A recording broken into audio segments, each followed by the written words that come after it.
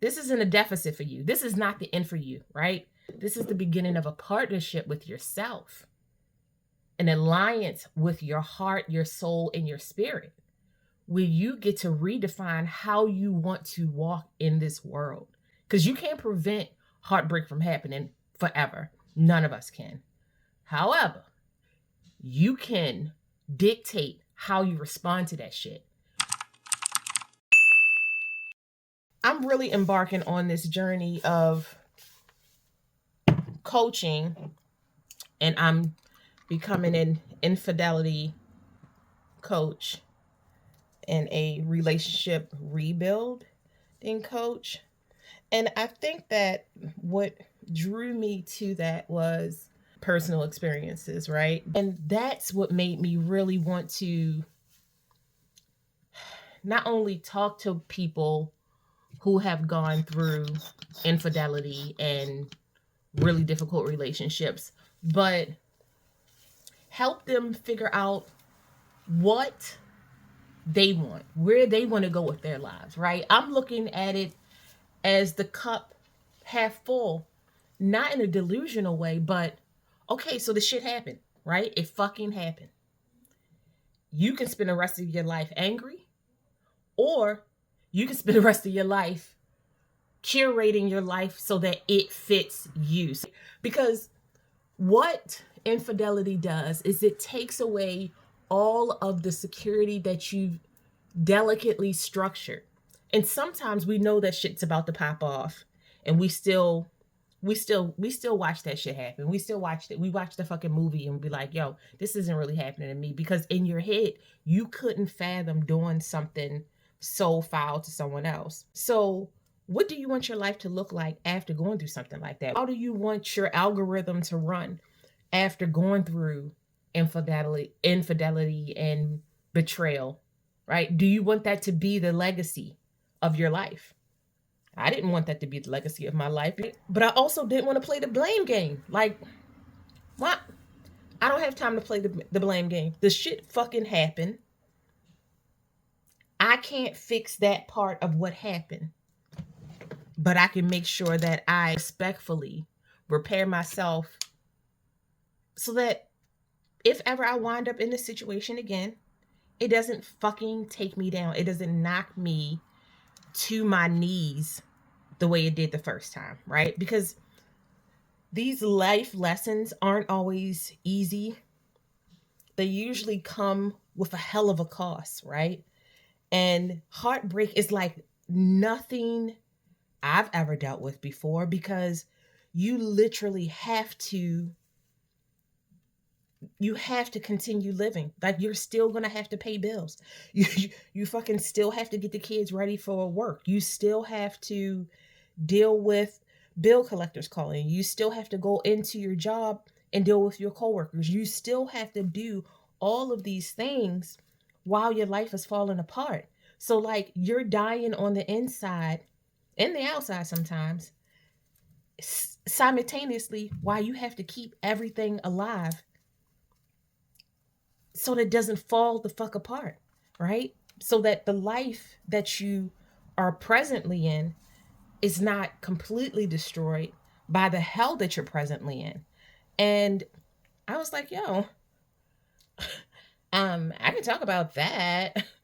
I want to talk to people from a real place, from like a honest place, from a place of like, this isn't a deficit for you. This is not the end for you, right? This is the beginning of a lesson. This is the beginning of an understanding. This is the beginning of a partnership with yourself, an alliance with your heart, your soul, and your spirit, where you get to redefine how you want to walk in this world. Because you can't prevent heartbreak from happening forever. None of us can. However, you can dictate how you respond to that shit. You can create boundaries that won't allow people the privilege, because bitch, it wasn't a privilege when the shit was happening to me, the privilege of being in your space. You can work on rebuilding your self-esteem. You can work on rebuilding trust in your relationships. But the best part about talking about this shit, working with coaches, is you get to rebuild the trust with yourself.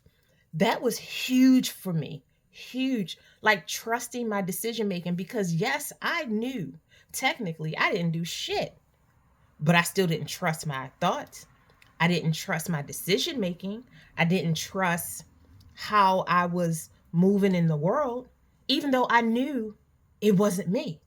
So I was like, okay, I know that there are other people out here who would love to build their self esteem, create better understanding regarding communication, communication styles, understand that building your self confidence, self awareness, self esteem is so important. Learning how to be reflective of self so that you can reference positive things as shit starts to crumble around you, so that you know how to focus on meditation and yoga, so that you learn that rage rooms exist for a reason.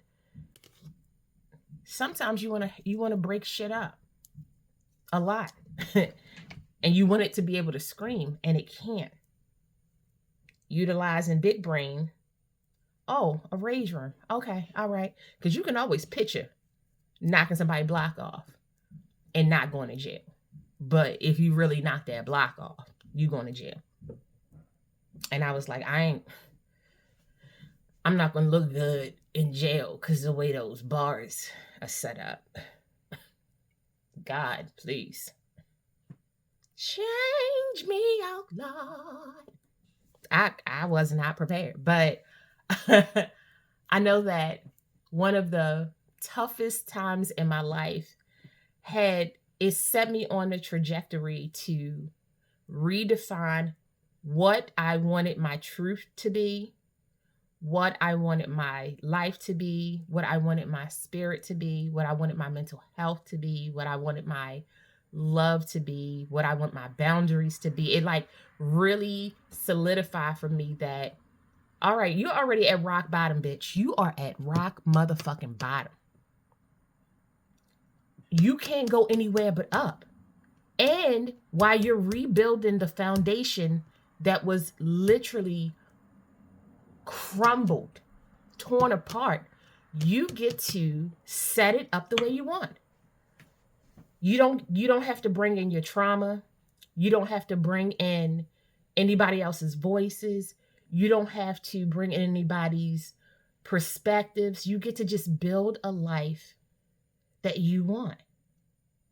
And I really like the way that sound, because yes, I'm still married and we're thriving, and it's a great life right now. I wouldn't even lie. It's a great life. One, having somebody who's willing to work with you or willing to put in the work for themselves. Because working with me just really meant that you sat down and let me feel my full emotions, right? But like working on themselves while you're working on yourself, so that way you can create this dynamic where you're learning about the things that are toxic from yourself, from your partner. You're learning about the ways that you let yourself down, and you're learning how to build yourself back up. And I was like, I mean, if we're going to be delusional, we might as well go all the way. And that's what I did. And that's what I did. And I set a whole shit ton of rules I don't even fucking think about now. They're just law. But a lot of it had to do with me. A lot of my recovery had to do with me learning more about myself, putting more into myself, taking care of myself, listening to myself, comprehending for myself. And I didn't always do that. Some of it was naivete. Other was because I didn't see the value in it. And sometimes you only see the value in something when it's all fucked up. So